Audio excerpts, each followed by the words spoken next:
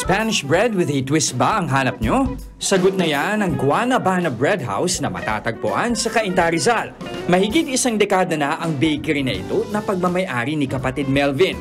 Pero bakit ba ito yung naisipan ninyong negosyo? Kasi ang bread kasi usually everyday palaging kinoconsume ng tao yan eh. Tama, tinapay. Tinapay, no? So nag-try kami parang overnight lang, experiment.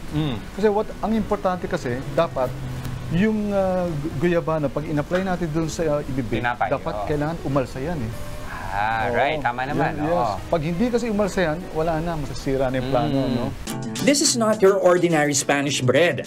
Ito ay infused with Guyabano extract at meron pang iba't ibang flavors na pwedeng pagpilian.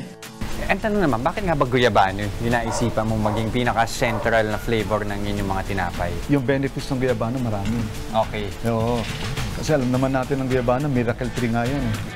Perfect na pang-almusal o merienda ang kanilang Spanish bread with matching kapeng mainit-init.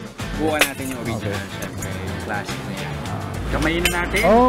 Spanish bread, dapat nga kamayin naman eh.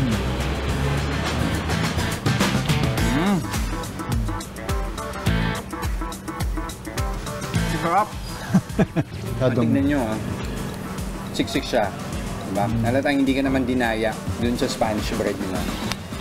Masarap. Ang kanilang puhunan na 150,000 pesos noon, bawi na sa kitang 20,000 pesos kada buwan.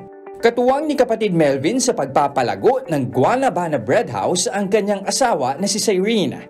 So from the time nag-start kami nito, bata pa yung mga anak namin. Ngayon lahat, isa na lang nag-aaral, lahat graduate na. So malaking bagay ito in everyday needs ng family. Passion is the foundation of a strong business, sabi nila. Patunay ito sa patuloy na pag-unlad ng Guanabana Bread House dahil sa pagmamahal, passion at willingness to learn ni kapatid Melvin. Mga kapatid, Jess De Los Santos po, huwag magpauli sa mga umaaksyong balita at napapanahong issue sa bansa. Para sa mas malawak na balitaan, mag-subscribe at mag-follow sa social media pages ng News 5.